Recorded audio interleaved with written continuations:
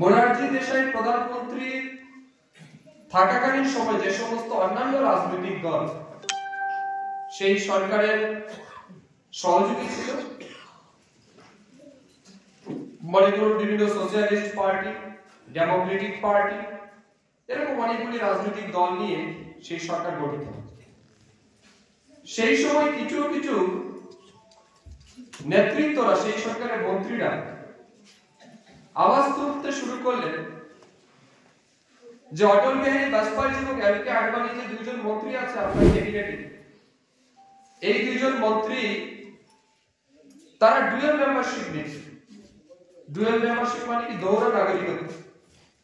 মানে কি একদিকে তারা ভারতীয় জনসংঘের নাগরিক, অপরদিকে তারা জনতা পার্টিও আবার সরকারের একজন মন্ত্রী। তাহলে দুইটা রাজনৈতিক দলের মেম্বার এক ব্যক্তি কি করে হতে পারে? এটা হবে না।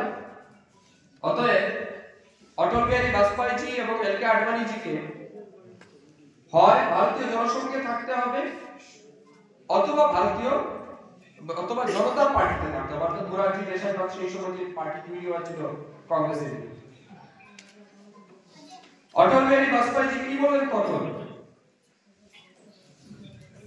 অটল বিহারী বাজপেয়ী পরিষ্কার বলে দিলেন যে রাষ্ট্রবাদের বিচারধারাকে কেন্দ্র করে, রাষ্ট্রহিতের বিচারধারা, হিন্দুত্ববাদের বিচারধারা নিয়ে আমরা রাজনীতি জীবন শুরু করেছি, সেই বিচারধারাকে পরিত্যাগ করা আমাদের দ্বারা অসম্ভব। অটল বিহারী বাজপেয়ী বলছেন, আমি প্রয়োজনে মন্ত্রী পদ থেকে ইস্তফা দিতে রাজি আছি, মন্ত্রী থেকে আপনারা আমাকে সরাতে পারেন, কিন্তু ভারতীয় জনসংঘের যে বিচারধারা, এই বিচারধারা আমরা ত্যাগ করতে পারি। এবং আমরা কি দেখলাম? 1979 সালে অটল বিহারী বাজপেয়ী সেই জনতা পার্টির সরকার থেকে ওনারা বেরিয়ে আসলেন, পদত্যাগ করে ওনারা বেরিয়ে আসলেন। কেন? বিচারধারাকে কম্প্রোমাইজ তিনি করেন। এই ইতিহাসটা আপনাদের সবাইকে জানতে হবে এবং সেটা অনুভব করতে হবে।